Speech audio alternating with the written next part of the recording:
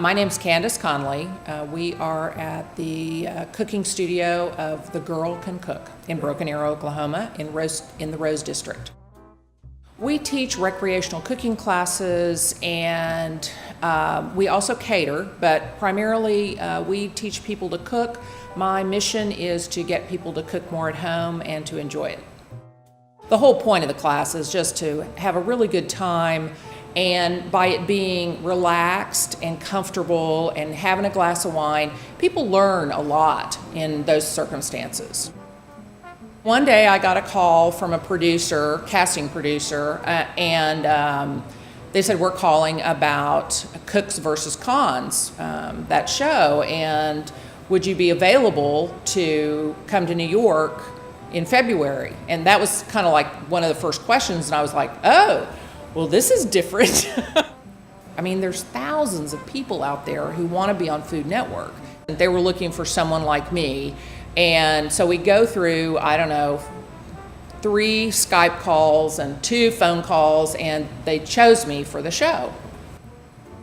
The cooking is real. There's no doubt about it, the cooking is real.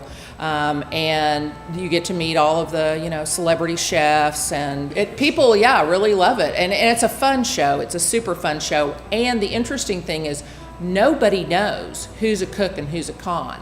And that's one of the reasons why we had to sign so many confidentiality agreements, is because we could not let anyone know that I was going to be on the show, that the other chef was going to be on the show, that the cons were going to be on the show. They want everyone in the dark. So we're in the dark, the judges are in the dark, the host is in the dark, the producers are in the dark. It's, so it was a really fun experience.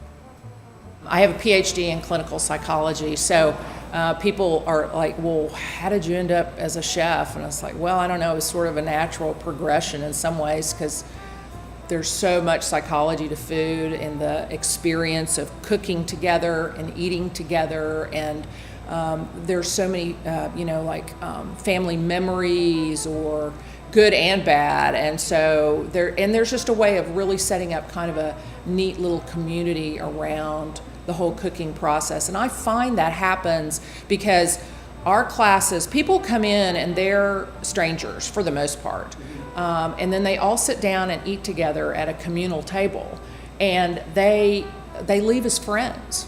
We've had so many people that they'll leave together and go down the street and have a dessert or a after dinner drink or whatever like that, and it's just short of, I'm not talking about unicorns and all that kind of stuff, but it's just short of magical, in a way, what cooking and that whole process does for people.